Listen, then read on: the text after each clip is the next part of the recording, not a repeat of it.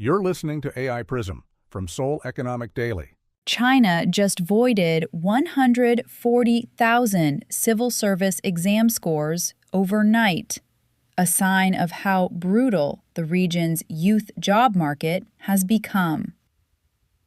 KAIST is building a dedicated AI data center on its main campus, with construction already underway. A national business federation just opened 100 startup slots with direct funding and mentorship attached. And Samsung's chip teams just proved that being everywhere in the supply chain beats being first in the lab. It's Monday, August 10th. Let's look at what this means for job seekers and graduates in Korea. China's youth unemployment rate is closing in on 20% again, as a record 12.7 million graduates hit the job market this summer. And the exam scandal shows how far people will go for one of the shrinking pool of stable jobs.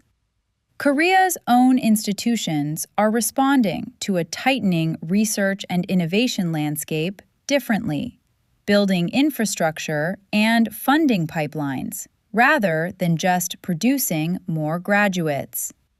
That contrast matters for anyone deciding where a degree or an early career actually pays off.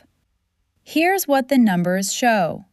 China's youth unemployment rate for 16 to 24-year-olds hit 14.9% in June, the highest reading for that month since 2024, with economists warning it could approach 20% again by August.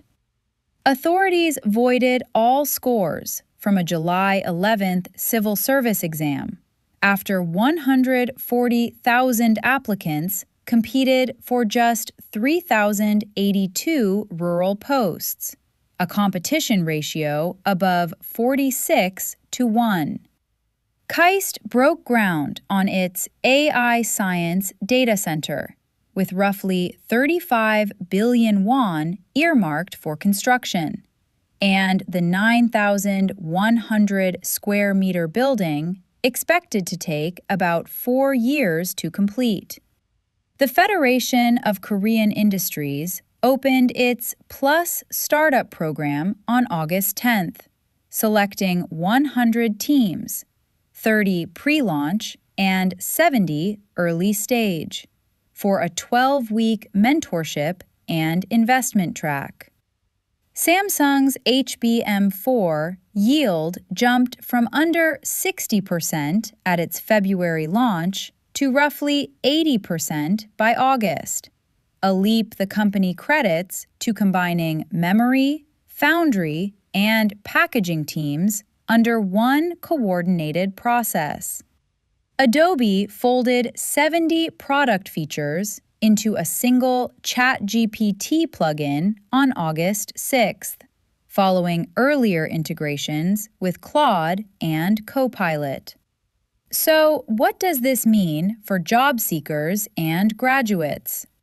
Earlier, we said China's exam scandal shows how brutal the competition for stable jobs has gotten. Here's what that actually means for you. If you're weighing a public sector or large company track anywhere in the region, expect competition ratios that make a single application far less reliable than a diversified strategy. KAIST's data center and the Federation's startup funding both point toward Korea investing directly in AI and entrepreneurship infrastructure, so candidates with basic AI fluency or a founder mindset have more entry points than frozen hiring headlines suggest. And Samsung's cross-team yield breakthrough is a reminder that the most in-demand skill right now isn't a single specialty. It's the ability to work across disciplines at once. Here's what to watch. Whether China's July-August youth unemployment print actually crosses 20% when released. The Federation of Korean Industries Plus Startup application window, open August 10th through 28. And KAIST's AI Science Data Center construction timeline, targeting roughly a 4-year build. That's today's AI Prism, students and grads. This episode was produced with AI assistance based on Seoul Economic Daily reporting and reviewed by a human editor. AI Prism is a Juan Ifrah award-winning series. We'll be back tomorrow. You've been listening to AI Prism from Seoul Economic Daily.